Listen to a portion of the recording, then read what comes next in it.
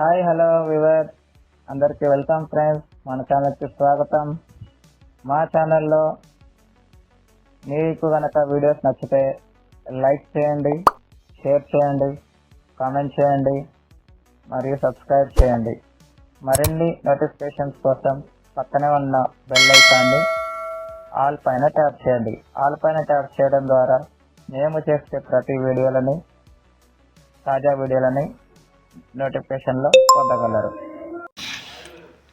Hi viewers, అందరికి welcome friends. మన ఛానల్కి స్వాగతం friends. Match number 10 UAE versus Pakistan మధ్య మ్యాచ్లో పాకిస్తాన్ 41 రన్స్ తేడాతో ఘనమైన విజయాన్ని సాధించింది. అయితే లేటుగా స్టార్ట్ అయింది మ్యాచ్ కొన్ని అనివార్య కారణాల వల్ల.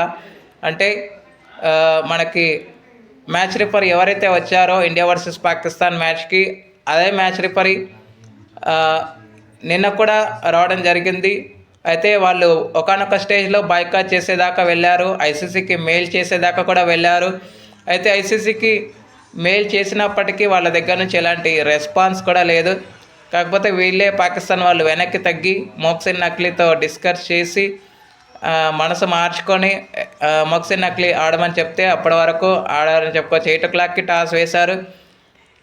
సో 8:50లోగా మ్యాచ్ అయితే స్టార్ట్ అయింది. స్టార్టింగ్ రన్అట్ కొంచెం మిస్ అయింది. తర్వాత సైమ్ అయూబ్ వరుసపెట్టి 3వ మ్యాచ్లో డక్అవుట్గా వెనుతిరగడం అయితే జరిగింది. అక్కడ నుంచి వికెట్ల పతనం, అంటే 3 రన్స్కి 2 వికెట్స్ అయితే కోల్పోయింది. అక్కడ నుంచి పార్ట్నర్షిప్ అయితే కొనసాగిందని చెప్పుకోవచ్చు. ఫకర్ జమాన్ అండ్ మధ్య మంచి పార్ట్నర్షిప్ అయితే రావడం జరిగింది. ఫకర్ జమాన్ మంచి 50 కూడా చేయడం జరిగింది. ఫకర్ జమాన్ తర్వాత నుంచి ఎవరు కూడా అంతగా రన్స్ అయితే చేయలేకపోయారు. 27 రన్స్ అయితే బ్యాటర్ అయితే చేయడం, కానీ లాస్ట్లో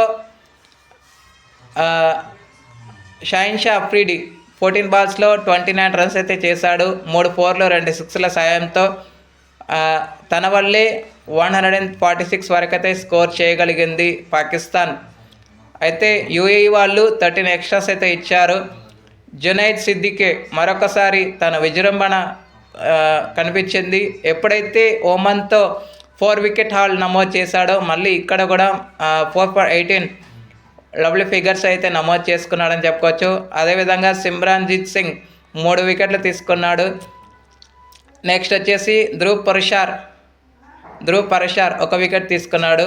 సో టోటల్గా 146కి లాస్ట్ వికెట్ రన్అట్ రూపంలో వికెట్ సాక్రిఫైస్ చేశారు. బట్ షాహిన్ షా అఫ్రీడి నాట్అవుట్గా ఉండిపోవాల్సి వచ్చింది లాస్ట్ బాల్ ఆఫ్ ద ఇన్నింగ్స్కి. అనంతరం లక్ష్య ఛేదనను ఆరంభించిన యూఏఈకి స్టార్టింగ్ ప్రారంభం యావరేజ్ పర్వాలేదని చెప్పుకోవచ్చు. 21 దగ్గర ఫస్ట్ వికెట్ అయితే పడింది. అలిషన్ షరఫుల్ వికెట్ కోల్పోవడం జరిగింది. తను 12 రన్స్ అయితే చేశాడు. తర్వాత మొహమ్మద్ వసీం 14 రన్స్ చేయగా అక్కడ నుంచి ఎవరు కూడా ఆకట్టుకోలేదు. ఇద్దరు బ్యాటర్స్ డబల్ డిజిట్ స్కోర్స్ అయితే చేశారు. దాంట్లో